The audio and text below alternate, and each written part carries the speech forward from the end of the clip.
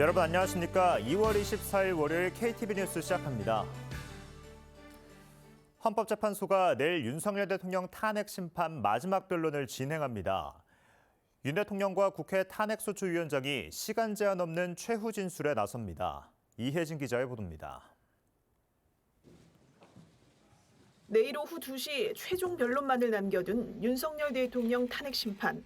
증거조사가 끝난 뒤 청구인인 국회 측 대리인단과 피청구인인 윤 대통령 대리인단이 각각 2시간씩 종합 변론을 합니다. 이어 탄핵소추위원인 정청래 국회 법제사법위원장과 윤 대통령이 최후 진술에 나섭니다. 시간 제한은 두지 않기로 했습니다. 다음 기일은 2월 25일 오후 2시입니다. 양측 대리인들의 종합변론과 당사자의 최종 의견 진술을 듣는 절차를 진행하겠습니다. 현직 대통령의 탄핵 심판 최종 진술은 헌정사상 처음 있는 일입니다. 윤 대통령 측 대리인단은 윤 대통령이 마지막 변론 최후 진술을 위해 다양한 의견을 듣고 숙고 중이라고 밝혔습니다. 국회 측도 수시 회의를 열어 최종 변론을 준비 중인 걸로 알려졌습니다. 윤 대통령의 최후 진술을 끝으로 변론이 종결되면 재판관들은 평의를 통해 의견을 모읍니다. 다음 절차는 인용이나 기각, 각하 등을 표결로 결론짓는 재판관 평결입니다.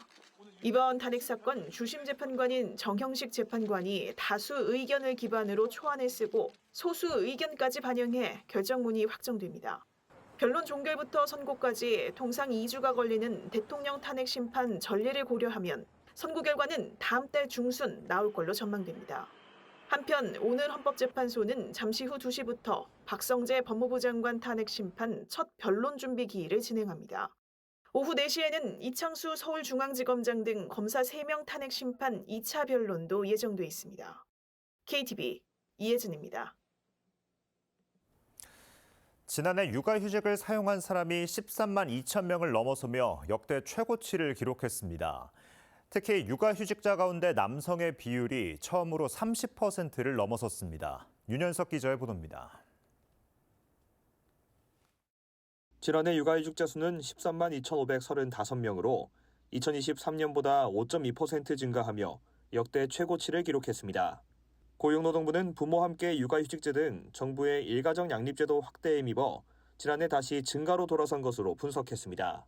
특히 남성 육아휴직자는 전체의 31.6%를 차지해 제도 시행 후 처음으로 30%를 돌파했습니다. 2015년 남성 육아휴직자 수가 5.6%였던 것을 고려하면 9년 새 9배 가까이 증가한 겁니다. 증가세는 올해도 계속되고 있습니다. 올해 1월 1일 이후 30일 영업일 기준 남성 육아휴직자 수는 지난해 같은 기간과 비교해 69.2% 늘었습니다. 정부는 저출생 추세 반등을 위해 23일부터 육아지원 3법을 시행합니다. 맞벌이 부부가 육아휴직을 쓸 수 있는 기간은 최대 3년까지 늘어났고 출산과 임신 관련 휴가도 확대됐습니다. 고용부는 제도의 현장 안착을 위해 일가정 양립문화 정착에 힘쓰는 기업을 일생활 우수기업으로 선정, 대출금리 우대와 세무조사 면제 등 인센티브를 제공할 계획입니다. 제도 확산뿐만 아니라 어떤 제도를 잘 쓸 수 있는 가족 친화적인 문화, 일생활 균형한 문화 이런 것들을 좀 확대해 나가는 데 좀 중점을 두고 추진하려고 합니다. 정부는 육아지원 3법을 통해 부모의 육아 부담을 줄이고 일과 가정이 양립할 수 있도록 지원에 나설 방침입니다. KTV 윤현석입니다. 국토부 대도시권 광역교통위와 경기도 한국교통안전공단이 다음 달 본격적인 개강철을 앞두고 광역버스 합동 안전 점검을 실시합니다. 이번 점검은 대학생 탑승객이 많은 광역 급행형, 직행 좌석형 버스 16개 노선, 차량 218대를 대상으로 이뤄지며 운전자 관리와 자동차 안전 점검 등 모두 7개 분야 32개 항목을 들여다볼 예정입니다. 점검 결과 가벼운 위반 사항은 현장에서 즉시 개선 조치하고 법령 위반 사항이 적발된 경우 관련 법령에 따라 행정 처분할 방침입니다. 오늘 출근길에도 한파가 이어지면서 서울 아침 기온은 영하 6도, 대전은 영하 7도를 기록했습니다. 낮부터 기온이 차츰 오르면서 내일부터 평년 기온을 회복하겠고 주 후반부터는 포근한 날씨가 전망됩니다.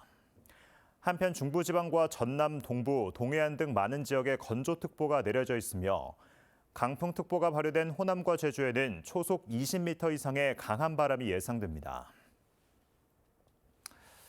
KTV 뉴스를 마칩니다. 저희는 내일도 국정 소식을 한 걸음 더 빠르게 전해드리겠습니다.